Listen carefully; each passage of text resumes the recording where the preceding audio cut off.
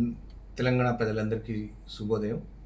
ఈరోజు world malaria day 25th April. ఇది ప్రతి సంవత్సరం మనం జరుపుకుంటున్నాము. దీని యొక్క ముఖ్య ఉద్దేశం ఏమిటంటే మలేరియా అనేది ఎవరికీ సోకకూడదు.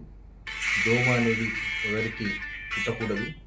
దోమ అనేది ఎవరికి దోమ అనేది పుట్టకూడదు. సో మన దేశంలో ప్రతి సంవత్సరం 2,25,000 కంటే మలేరియా కేసులు రిపోర్ట్ అవుతున్నాయి. దాంట్లో కనీసం ఒక 100 కేసుల వరకు డెత్స్ అవుతున్నాయి. ఇది ఒకప్పుడు దీనికంటే ఇంకా ఎక్కువ శాతంగా మరణాలు మరియు మలేరియా కేసులు నమోదవుతూ ఉండేది. కానీ ఈరోజు చాలా వరకు తగ్గింది. కానీ దీన్ని సస్టైనబిలిటీ అండ్ ఫర్దర్గా ఎవరికి కూడా ఇంకా మన ఇంట్లో కానీ మన విలేజ్లో కానీ మన తెలంగాణలో కానీ ఎవరికి కూడా మలేరియా రాకూడదు అనే ఒక నినాదంతో మనం అందరం ముందుకు వెళ్దామని మిమ్మల్ని అందరినీ నేను కోరుకుంటున్నాను.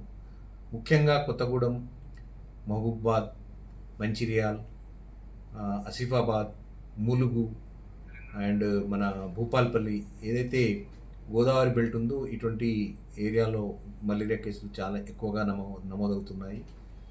అదేవిధంగా ఛత్తీస్గఢ్ నుంచి వేరే రాష్ట్రాల నుంచి మన దగ్గరికి కూడా కేసులు ఇక్కడికి వస్తుంటాయి. సో వీరి ద్వారా మనకు రావడం, మన ద్వారా దాంతో మనకు మలేరియా సోకడం అనేది చాలా ఎక్కువ జరుగుతుంది. సో ప్రతి ఒక్కరికి నేను విన్నవించుకునేది ఏంటంటే మన ఇల్లును మనం పరిశుభ్రంగా ఉంచుకోవాలి. మన ఇల్లు బయట కూడా దాన్ని పరిశుభ్రంగా ఉంచుకోవాలి. మోరీలలో నీళ్లు నిలవకుండా చూసుకోవాలి. ఓవర్ హెడ్ ట్యాంకుల పైన మూతలు ఉంచుకోవాలి. సంపుల మీద మూతలు పెట్టుకోవాలి. ఏదైతే నీరు పట్టుకున్నామో ఏదైతే కానీ కుండలు కానీ బిందెలు కానీ బకెట్స్ కానీ ఏదైనా సరే నీరు నిల్వ ఉన్నది అంటే దానిపైన మూత పెట్టుకోవడం కంపల్సరీ చేయాలి. అదేవిధంగా ఎప్పటికప్పుడు నీరు ప్రతి వారానికి ఒకసారి దాన్ని ఉల్కబోసి దాన్ని ఎండగొట్టి మంచిగా కడిగి మళ్ళీ నీరు పెట్టుకోవాలి. అదే మెయిన్ సిటీలలో అయితే ఈ పూల కుండీలు చాలా ఉన్నాయి. ప్రతి ఇంట్లో పూల కుండీలు ఉంటాయి. ఆ పూల కుండీలలో ప్రతి వారం నీళ్లు తీసేసి వేరే నీళ్లు పట్టుకోవాలి.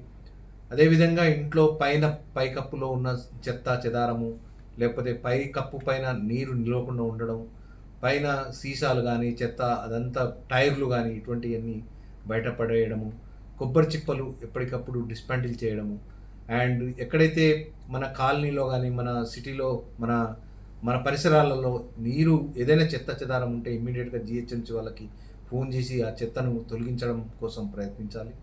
అదేవిధంగా ఊర్లలో ఎప్పుడైతే ఫీవర్ వస్తుందో, జ్వరం వచ్చింది, లేకపోతే ఒక 2-3 రోజుల నుంచి చలి జ్వరం ఉన్నది, బాగా జ్వరం ఉన్నది అన్నప్పుడు ఇమ్మీడియట్గా దగ్గరలో ఉన్న పిహెచ్సి లేకపోతే మీ దగ్గర ఉన్న సబ్ సెంటర్ ఏఎన్ఎంని కలిసి పరీక్ష చేయించుకొని ట్రీట్మెంట్ తీసుకోవాలి. మరీ హై ఫీవర్ ఉండి బాగా నీరసం ఉండి బీపీ తక్కువైంది, డీహైడ్రేషన్లో ఉన్నారు అంటే ఇమ్మీడియట్గా దగ్గర ఉన్న పెద్ద ఆసుపత్రికి వెళ్ళి ట్రీట్మెంట్ తీసుకోవాలి. ఎంత తొందరగా వెళ్తే అంత తొందరగా మనము ప్రాణాలను కాపాడుకోవచ్చు. లేట్ చేయకుండా ఏదో ఆర్ఎంపీల దగ్గర వాళ్ళ దగ్గర వీళ్ళ దగ్గర మన సొంత మాత్రలు వేసుకోకుండా ఇమ్మీడియట్గా పరీక్ష చేసుకున్న తర్వాత టెస్టులు చేయించుకున్న తర్వాత మెడిసిన్ వాడడం చాలా ఉత్తమం. ఎంత తొందరగా అయితే మనం డాక్టర్ దగ్గరికి కలుస్తామో అంత తొందరగా మనం రికవరీ కావడానికి ఉంటుంది అండ్ ప్రాణాపాయ స్థితి నుంచి బయటపడిన వాళ్ళు అవుతాం. సో మలేరియాతో చాలా కాంప్లికేటెడ్ కేసులు కూడా వస్తాయి. మామూలుగా జాండీసు లేకపోతే అదేవిధంగా సెరిబ్రల్ మలేరియా, చాలా కీళ్ళ నొప్పులు, ఇటువంటి చాలా రోగాలు కూడా కాంప్లికేషన్స్ వస్తాయి. కాబట్టి వీటికన్నిటికీ ట్రీట్మెంట్ తీసుకోవాలి. ఎంత తొందరగా తీసుకుంటే అంత మంచిగా ప్రాణాపాయం నుంచి మనం కాపాడుకోవచ్చు. సో మీ అందరికీ నేను మరొకసారి విన్నవించుకునేది ఏంటంటే మన ఇల్లును, మన పరిసరాన్ని, మన ఊరిని మనమే బాగు చేసుకోవాలి. ప్రతి వారం మీటింగ్లు పెట్టుకొని ఈ సీజన్లో ఎప్పుడైతే వర్షం ఎప్పుడు వస్తుందో అప్పుడు అందరం ఒకసారి మీటింగ్ పెట్టుకొని ఎక్కడైతే నీరు నిల్వ ఉంటుందో అక్కడ నీరు నిల్వ లేకుండా చూసుకోవడం, ఎక్కడైతే నీరు మనం తొలగించలేమో అక్కడ ఆయిల్ బాల్స్ వేసుకోవడం, అదేవిధంగా మచ్చర్దాను అంటే ఈ మాస్కిటో నెట్, దోమతెరలు వాడాలి. ఈ వాడడం ద్వారా మనం చాలా వరకు మాస్కిటో బైట్ నుంచి తప్పించుకోవచ్చు అండ్ మనం రక్షించుకోవచ్చు. అదేవిధంగా ఫుల్ షర్టు, ఫుల్ ప్యాంటు, సాక్స్‌లు వేసుకోవడం, స్కూల్ పిల్లలకు స్కూల్‌కి పోయినప్పుడు కంపల్సరీ ఇటువంటివి పాటించాలి. అదే విధంగా ఇంటిలోకి ఇంటి కిటికీలకు మెస్ అమర్చుకోవడం. దాంతో పాటు ఇంట్లో మరీ దోమలు ఎక్కువుంటే ఈ కాయిల్స్ వాడడం. మరి ఇంకా ఆహ్, ఎక్కడున్నా సరే మంచి పరిశుభ్రంగా ఉండి మనల్ని మనం కాపాడుకోవాలని కోరుకుంటూ ముగిస్తున్నాను. Thank you.